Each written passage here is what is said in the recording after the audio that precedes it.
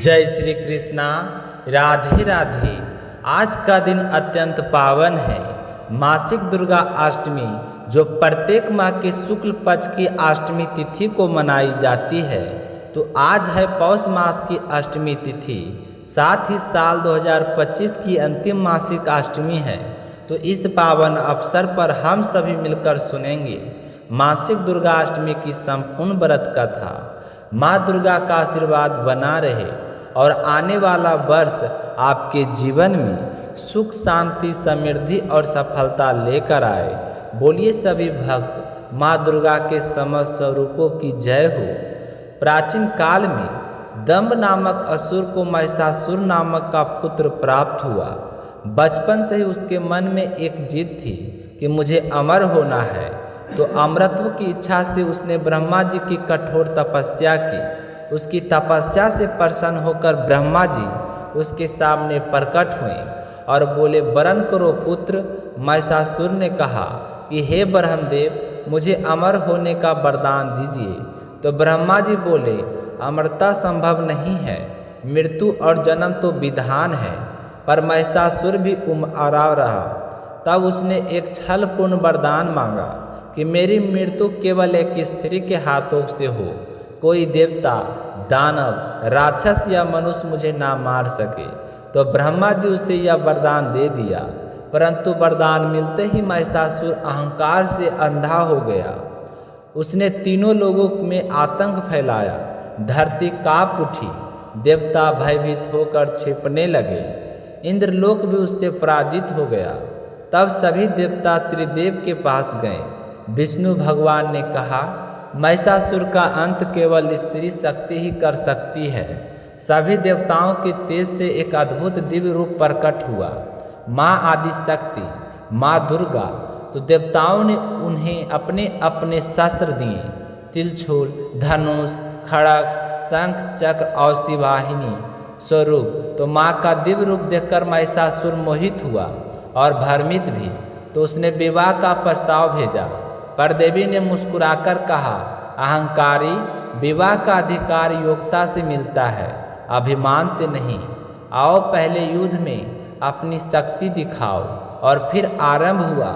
9 दिनों तक चला महायुद्ध, जिसमें देवी ने महिषासुर की समस्त सेना को नष्ट कर दिया। तो महिषासुर अनेक रूप बदलता रहा, कभी महिष, कभी सिंह, कभी हाथी, कभी दानव। पर देवी ने हर बार उसे परास्त किया। तो अंत में माँ ने अपने त्रिशूल से उसे धराशाही किया और अपने चक्र से उसका वध कर दिया। तो उस दिन अष्टमी तिथि थी, इसलिए इसे दुर्गा अष्टमी कहा जाता है और शक्ति आराधना का श्रेष्ठ दिवस माना गया है। तो बोलिए जय महिषासुर मार्दनी माँ की दुर्गा की जय हो। तो अब अपने सुनते हैं दूसरी कथा। एक बार बृहस्पति जी ने ब्रह्मा जी से पूछा कि हे प्रभु, नवरात्रि व्रत क्यों किया जाता है, इसका फल क्या है और इसे पहले किसने किया।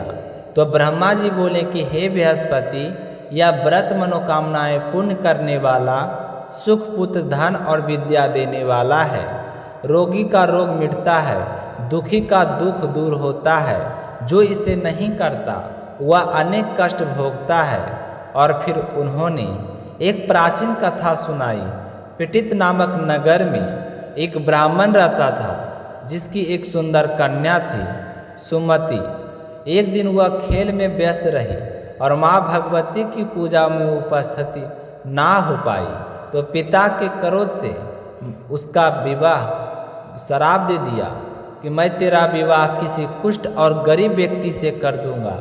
तो सुमति ने शांत भाव से उत्तर दिया कि हे पिताजी, जो भाग्य में है वह अवश्य होगा। मनुष्य कर्म करता है, फल तो देवता देते हैं। तो पिता ने क्रोध में उसका विवाह एक कुष्ठ रोगी से कर दिया। तो सुमति अपने पति के साथ वन में चली गई। कांटकों से भरी भूमि पर बैठी रोब रही थी। तभी माँ भगवती प्रकट हुई और बोली, हे सुमति, मैं तेरे पूर्व जन्म के पुण्य से प्रसन्न हूँ।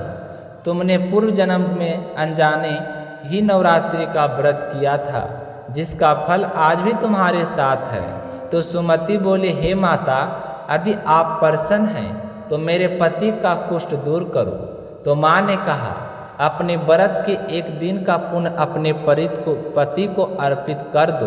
तो सुमति ने ऐसा ही किया और उसका पति तुरंत प्रकाशमान, सुंदर और तेजस्वी हो गया।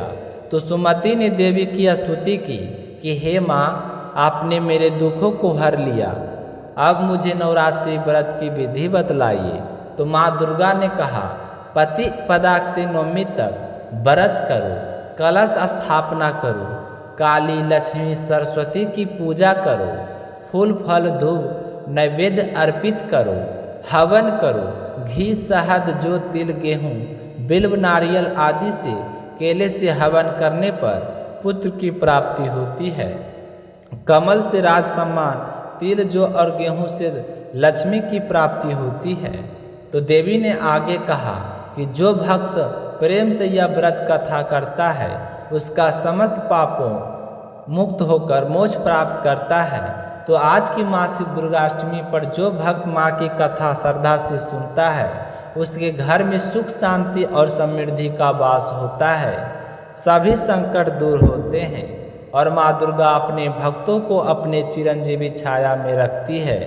तो प्रेम से बोलिए, जय माता लक्ष्मी, जय माता दी, जय अम्बे भवानी, जय माँ दुर्गा महारानी। तो यह थी आज की अष्टमी की व्रत कथा। आप सभी भक्तों को सुनकर जरूर पसंद आया होगा। तो अभी तक अगर आपने शिला भक्ति चैनल को सब्सक्राइब नहीं किए हैं तो सब्सक्राइब जरूर करें और अपने संगी साथियों में इस वीडियो को जरूर शेयर करें ताकि उनकी भी हर मनोकामनाएं पूर्ण हो सके। मिलते हैं अगली व्रत कथा को लेकर, तब तक अपना ख्याल रखिएगा। जय श्री कृष्णा, राधे राधे।